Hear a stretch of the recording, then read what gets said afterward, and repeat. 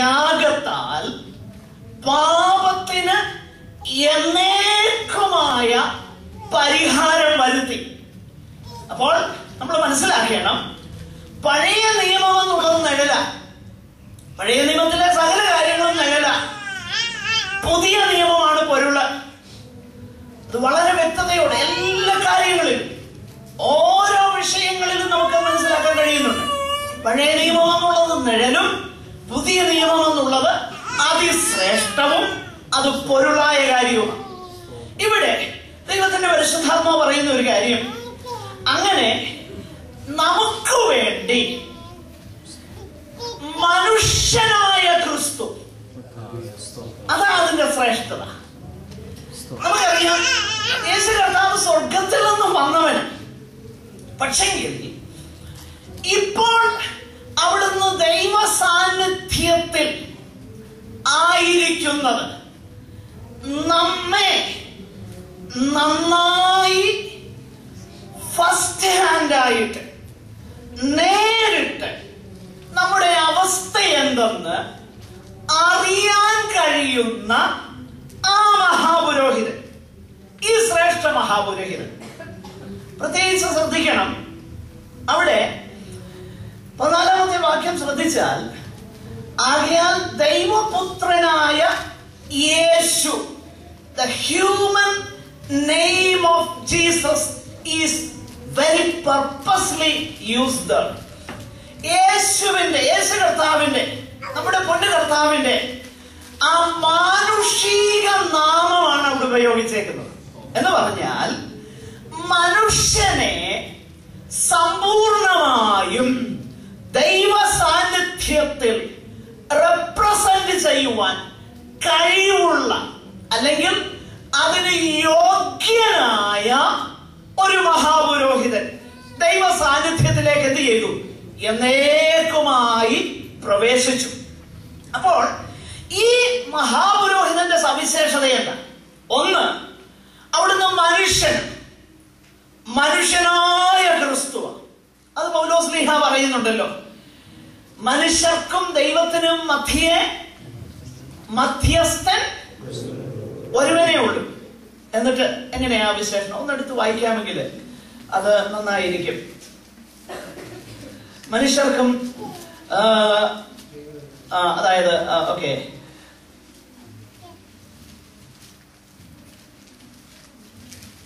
തിമോഥെയോസിന്റെ 1-ാമത്തെ ലേഖനമാണെന്ന് തോന്നുന്നു. ദൈവം ഒരുവനല്ലോ, ദൈവത്തിനും മനുഷ്യർക്കും മധ്യസ്ഥൻ ഒരുവൻ, എല്ലാവർക്കും വേണ്ടി മറുവിലയായി തന്നെത്താൻ കൊടുത്ത മനുഷ്യനായ ക്രിസ്തു. ശ്രദ്ധിച്ചേ, യേശു കർത്താവിനെ വിശേഷിപ്പിച്ചിരിക്കുന്നത് എങ്ങനെയാ?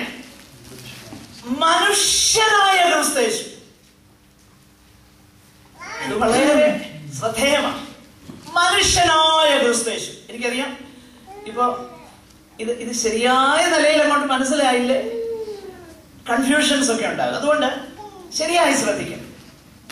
ഞാൻ പറഞ്ഞല്ലോ, നമ്മള് ദൈവവചനത്തിന്റെ ആ ഹാർഡ് മീറ്റ് ആണ്, അല്ലെങ്കിൽ കട്ടിയുള്ള ആഹാരമാണ് നമ്മളിപ്പോ കഴിച്ചുകൊണ്ടിരിക്കുന്നത്. അപ്പൊ അതുകൊണ്ട് ശ്രദ്ധിക്കണം. മനുഷ്യനായ ക്രിസ്തു, യേശുവിനെ വിശേഷിപ്പിച്ചേക്കുന്നത് മനുഷ്യനായ ക്രിസ്തു എന്ന് പറഞ്ഞാൽ, നമുക്ക് അല്ലെങ്കിൽ നമ്മെ ദൈവസന്നിധാനത്തിൽ സമ്പൂർണമായും മധ്യസ്ഥത ചെയ്യുവാൻ, നമുക്ക് വേണ്ടി മധ്യസ്ഥത ചെയ്യുവാൻ നാം എന്താണെന്ന് നേരിട്ട് സ്വന്തം അനുഭവങ്ങളാൽ അറിയാവുന്ന ആ യേശു ക്രിസ്തു. എന്നിട്ട് അവിടെ വേറൊരു കാര്യം കൂടെ നമ്മൾ മനസ്സിലാക്കണം. ഈ മഹാപുരോഹിതന്റെ സവിശേഷത, പഴയ നിയമത്തിലെ മഹാപുരോഹിതൻ എന്ന് പറഞ്ഞു കഴിഞ്ഞാൽ അവൻ മനുഷ്യനാ, അത്രേ ഉള്ളൂ. എന്നാൽ ഈ മഹാപുരോഹിതന്റെ സവിശേഷത അത് മാത്രമല്ല, അവിടുന്ന് മനുഷ്യനാണെന്ന് മാത്രമല്ല, അവിടുന്ന് പിന്നെന്തുവാ? ദൈവപുത്രനും കൂടെ. അപ്പൊ യേശുക്രിസ്തുവിന്റെ മഹാപൗരോഹിത്യം എന്തുകൊണ്ട് അഹരോന്യ പൗരോഹിത്യത്തിൽ നിന്നും ശ്രേഷ്ഠമായിരിക്കുന്നു? ഒന്നാമത്തെ കാരണം, അവിടുന്ന് മനുഷ്യന, നമ്മെ നന്നായിട്ട് അറിയാം, നാം ആരാന്നും എന്താണെന്നും നേരിട്ടറിയാം. അതേ സമയം തന്നെ അവിടുന്ന് സമ്പൂർണമായും ദൈവപുത്രനാണ്. അപ്പൊ ഇതാണ് യേശു കർത്താവിന്റെ മഹാപൗരോഹിത്യത്തിന്റെ യുണീക്നെസ്, നിസ്തുലമാകുന്ന പൗരോഹിത്യ ശുശ്രൂഷ. യേശു കർത്താവിന്റെ പൗരോഹിത്യ ശുശ്രൂഷ ആകട്ടെ, ഞാൻ ആ കാര്യം പറയുമ്പോൾ അതിനെക്കുറിച്ച് പല കാര്യങ്ങൾ അവിടെ ഓർപ്പിക്കാനുണ്ട്. അതുകൊണ്ട് നമുക്ക് മുൻപോട്ട് അടുത്ത വാക്യത്തിലേക്ക് കടന്നു പോകാം. ഈ മഹാപുരോഹിതന് ഒരു സവിശേഷതയുണ്ട്. അവിടുന്ന് സഹതാപം കാണിപ്പാൻ കഴിവുള്ള ഒരു മഹാപുരോഹിതൻ. എന്താണ് അതിന്റെ അർത്ഥം? സഹതാപം കാണിപ്പാൻ കഴിവുള്ള മഹാപുരോഹിതൻ. നോക്കുക, ഈ മഹാപുരോഹിതൻ അതിശ്രേഷ്ഠനാണ്. മനുഷ്യരിലുള്ള മഹാപുരോഹിതന്മാരെ പോലെ പ്രാകാരവും വിശുദ്ധ സ്ഥലവും അതിപരിശുദ്ധ സ്ഥലവും കടന്നുപോയി എന്നുള്ളത് മാത്രമല്ല, ഈ മഹാപുരോഹിതൻ ആകാശങ്ങളിൽ കൂടെ കടന്നുപോയി. എന്നാൽ അങ്ങനെ ആകാശങ്ങളിൽ കൂടെ കടന്നുപോയി എങ്കിലും ഈ മഹാപുരോഹിതൻ നമ്മിൽ നിന്നും അകന്ന് റിമോട്ടായി നമ്മെ കുറിച്ച് വേണ്ട ധാരണയൊന്നുമില്ലാതെ അലൂഫായി അല്ലെങ്കിൽ വലിയ ബന്ധമൊന്നുമില്ലാതെ അകന്നു നിൽക്കുന്ന ഒരു മഹാപുരോഹിതനാണ്. നേരെ മറിച്ച് ഈ മഹാപുരോഹിതന്റെ സവിശേഷത നമ്മുടെ ബലഹീനതകളിൽ സഹതാപം കാണിപ്പാൻ കഴിയുന്നവനാണ്. എന്തുകൊണ്ടാണ് ഈ മഹാപുരോഹിതന് നമ്മുടെ ബലഹീനതകളിൽ സഹതാപം കാണിപ്പാൻ കഴിയുന്നത്? അതിന്റെ കാരണം എന്താണെന്ന് ചോദിച്ചു കഴിഞ്ഞാൽ 2-ാം അധ്യായം 17-ാം വാക്യത്തിന്റെ അടിസ്ഥാനത്തിൽ ഈ മഹാപുരോഹിതൻ സകലത്തിലും തന്റെ സഹോദരന്മാരോട് സദൃശ്യനായി തീർന്നവനാണ്. അപ്പോൾ തന്റെ സഹോദരന്മാരെന്ന് നമ്മെ വിളിക്കുന്ന ഈ മഹാപുരോഹിതൻ സകലത്തിലും നമ്മുടെ എന്തായി തീർന്നു? സാദൃശ്യനായി തീർന്നു.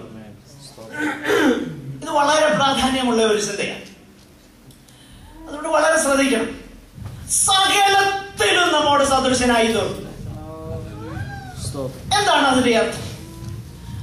2, നമ്മുടെ ബലഹീനതകളിൽ സഹതാപം കാണിക്കുക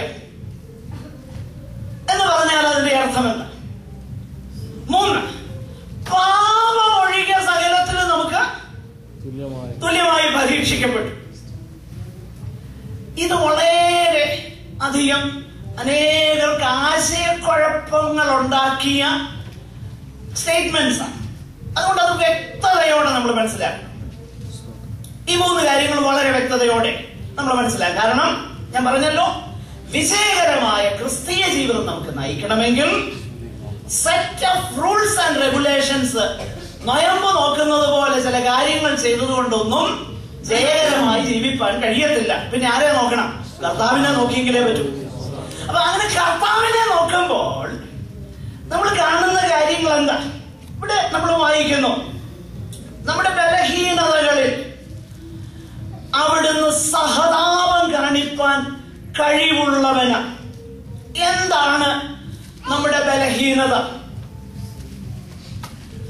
ബലഹീനത എന്ന് പറയുമ്പോൾ നമ്മൾ ഓഫ് കോഴ്സ് കർത്താവ് നമ്മുടെ പാപങ്ങളിലും നമ്മുടെ വീഴ്ചകളിലും അതിലെല്ലാം പാപത്തിന്റെ ഗണത്തിൽ അതിലെല്ലാം സഹതാപം കാണിക്കുന്ന. എന്നാൽ ഈ ജനറലി നമ്മൾ പാപമെന്ന് വിളിക്കുന്ന ചില കാര്യങ്ങളെ കുറിച്ച് മാത്രമല്ല നമ്മുടെ ബലഹീനത എന്നുള്ളത് ഈ പശ്ചാത്തലത്തിൽ നമ്മൾ മനസ്സിലാക്കേണ്ടത്.